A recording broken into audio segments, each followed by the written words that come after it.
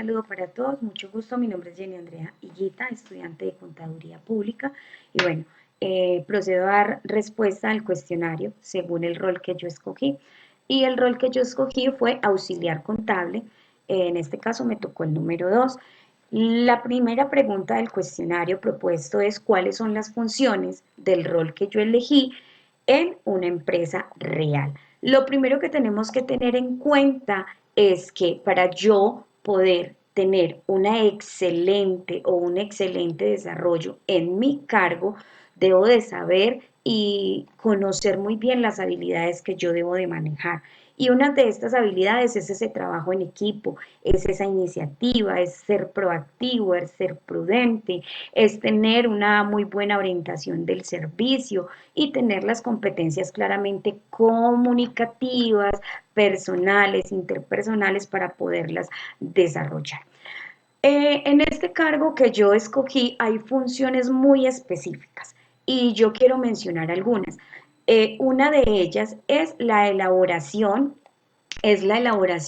de la información contable, llevar esos libros contables anuales, mes a mes, día a día, con toda la contabilidad o con toda la información más fresca posible. O sea, no dejar avanzarlo, sino hacerlo en el momento posible, o sea, en el momento exacto.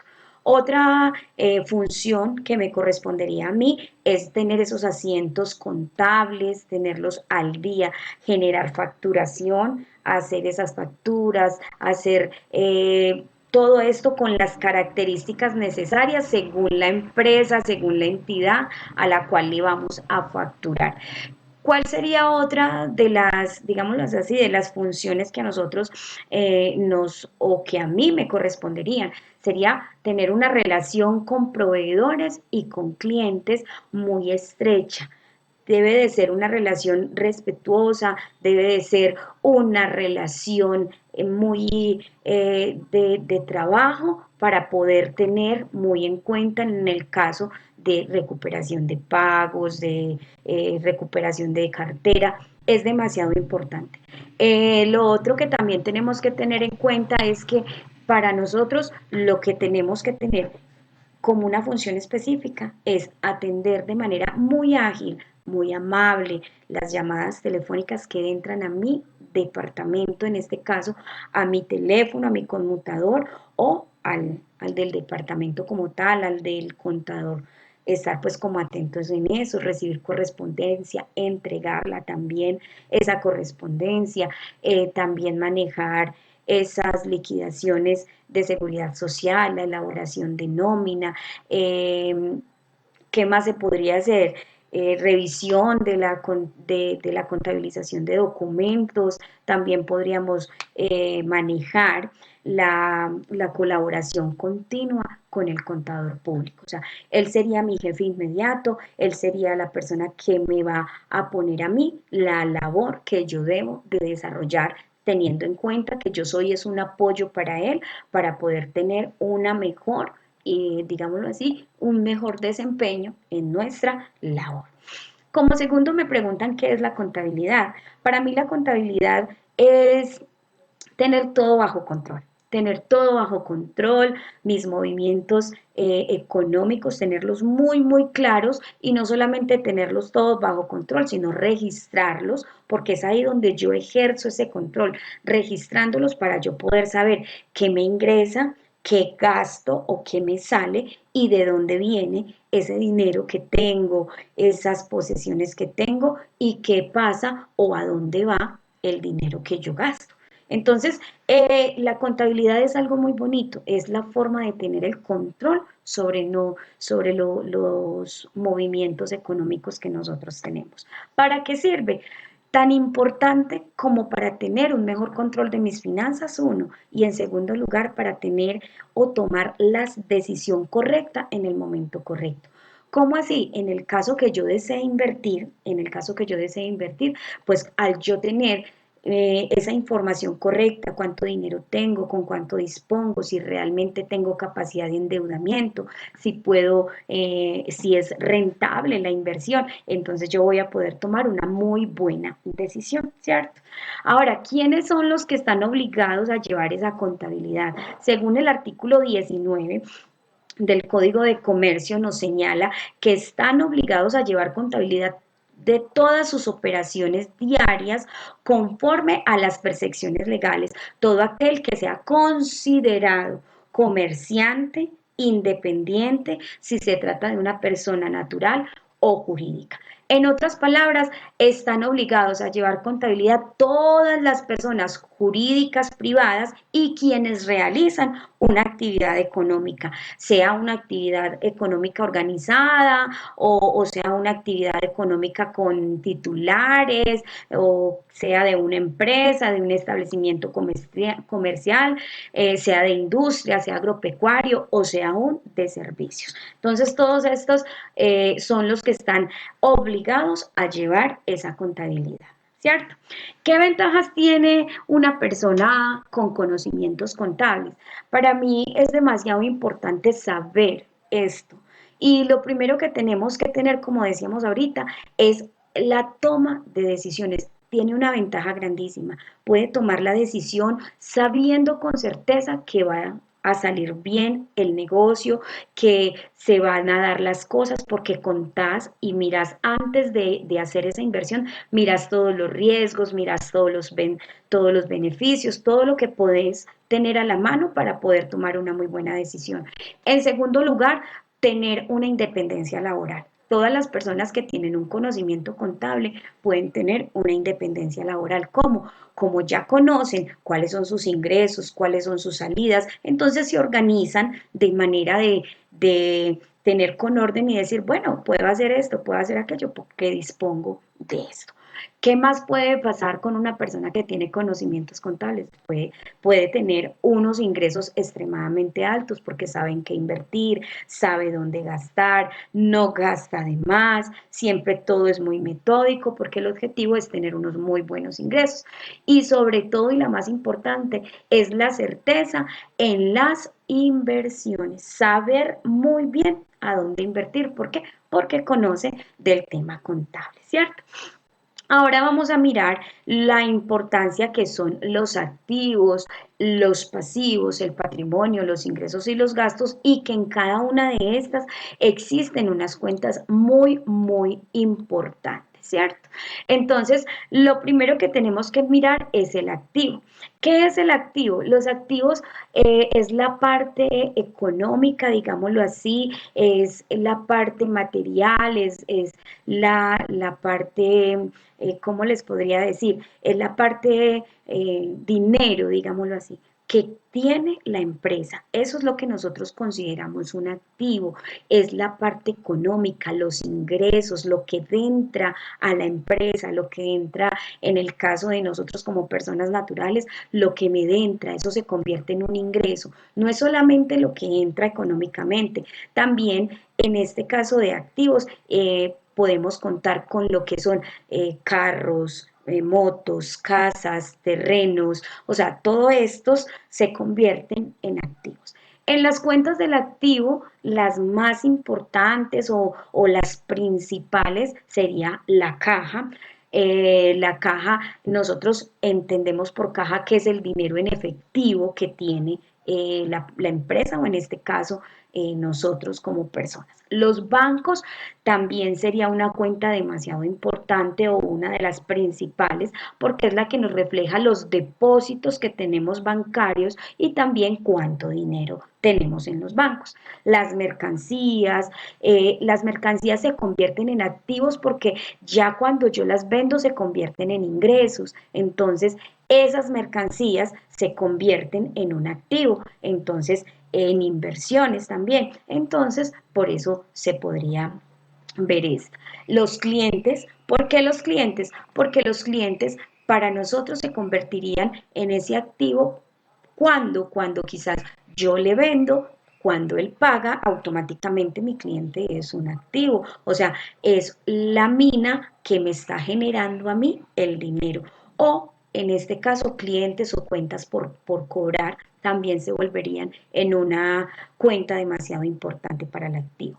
Los deudores diversos, los terrenos, los edificios, el mobiliario y el equipo también, la propiedad, planta y equipo de reparto, la maquinaria, depósitos en garantía, o sea, son muchas más, pero considero que estas son las más importantes. La papelería, los útiles también son activos, esa propaganda publicitaria son activos, esas primas de servicios y de seguros son activos, las rentas pagadas por anticipado, intereses pagados por anticipado. Todas estas cuentas se convierten para nosotros en los principales, que son los activos, ¿cierto? Ahora vamos a mirar el pasivo. Cuando hablamos de pasivo, estamos hablando de gastos, o sea, lo que sale de la empresa. Estos pasivos se convertirían en algo muy importante porque me refleja o me muestra realmente cuáles son las deudas que yo tengo, las obligaciones que yo tengo como empresa o como persona natural. Debemos de tener en cuenta que las cuentas, valga la redundancia, las cuentas principales de este pasivo son proveedores, son acreedores diversos, son documentos por pagar, también son obligaciones emitidas, también es ese acreedor hipotecario, también son esos préstamos a largo plazo, son esos servicios de cobros por pago anticipado. Entonces, estas son las principales cuentas que considero yo son demasiado importantes o principales del pasivo. Ahora nos vamos para el patrimonio, ¿cierto? En el patrimonio lo que tenemos que tener muy en cuenta es que el patrimonio es el resumen de los ingresos y de los gastos de la empresa o de mí como persona natural. Pero este patrimonio tiene una característica, son esas acciones, son esa parte residual de los activos, son esos aportes realizados por los socios. Entonces, teniendo en cuenta esto, las cuentas principales serían lo que es capital social, que cuando hablamos de capital social estamos hablando de los aportes que hacen los socios de la empresa. También podemos estar hablando sobre la reserva legal, porque hace parte del pasivo. También podemos mirar la utilidades retenidas, utilidades acumuladas, son cuentas que son demasiado importantes para el patrimonio. Y la utilidad, cuando hablamos de utilidad, estamos hablando de esa pérdida del ejercicio o de esa ganancia del ejercicio. Entonces sabemos que el patrimonio está compuesto por ese activo y por ese pasivo. ¿Listo? Bueno, otra parte que también debo de explicar son los ingresos. Y mirando la importancia de los ingresos, tenemos que decir que los ingresos, compañeros, los ingresos son las cuentas, digámoslo así, destinadas al registro de todos los elementos que tienen que ver con ventas de la empresa. Y para eso es demasiado importante tener en cuenta que para esos ingresos hay unas cuentas importantes o unas cuentas, digámoslo así, que las pueden regir. En este caso hay ingresos por explotación. ¿Cómo así que por explotación? Sí, cuando hablamos de esos ingresos de explotación, son esos ingresos que se dan por uno entrar a explotar o cambiar esa estructura, en el caso, por ejemplo, del oro, ir a explotar el oro, a hacer todo el proceso del oro, y luego de que hago todo ese proceso, extraigo es solamente el oro. Entonces yo cojo la piedra, la proceso y automáticamente lo que extraigo es el oro. Esos son los ingresos de explotación. ¿Cómo se dan? Se dan en las cuentas o cómo los vemos reflejados en las cuentas de ventas. También los vemos reflejados en la variación de las existencias, en esos trabajos realizados por la empresa, en esos otros ingresos que nos entran a nosotros. Hay ingresos también que son ingresos financieros. Cuando hablamos de ingresos financieros, es esos ingresos, esos beneficios que yo tengo de una entidad bancaria. Diferencias positivas, por ejemplo, al momento de cambio. También podemos mirar que hay unos ingresos de créditos, porque quizás yo como empresa también puedo prestar. Entonces esos ingresos se vuelven también unos ingresos de crédito o unos ingresos también llamados ingresos financieros. Hay unos ingresos también excepcionales y estos ingresos excepcionales son esos beneficios procedentes de inmovilización del inmovilizado intangible, o sea, de lo que yo no puedo tocar, como también esos beneficios procedentes del inmovilizado material, los ingresos excepcionales, beneficios y procedentes de activos no corrientes y gastos excepcionales. Entonces, estos son esos ingresos, digámoslo así, esos son estos ingresos de las empresas que son demasiado importantes. También me dice que hablemos sobre los gastos. Entonces, cuando hablamos de la cuenta de gastos, sabemos que esta cuenta son las, digámoslo así, son esos gastos contables distintos a los registros que nosotros manejamos en los elementos que nosotros manejamos, que tienen que ver con compras, que tienen que ver con esos gastos de otro tipo, que no necesariamente tiene que ser de gastos administrativos, sino que son gastos de otro tipo.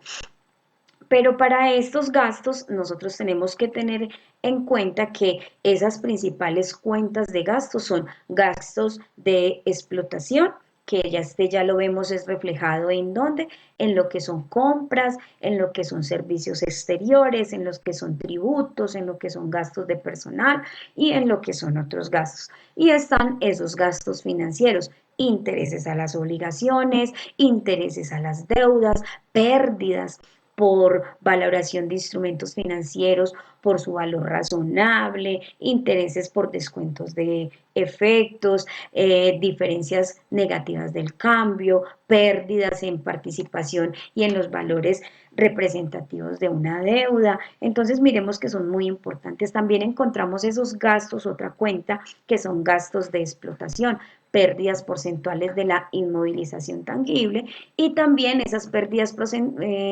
procedentes del inmovilizado material. Esos son esos gastos de explotación que también son gastos excepcionales. Entonces, hasta aquí es la explicación de cada una de las cuentas de las cuales se ha venido manejando y la importancia de cada una de ellas. Les agradezco mucho por su atención, que tengan una excelente noche y muchísimas gracias. Hasta pronto.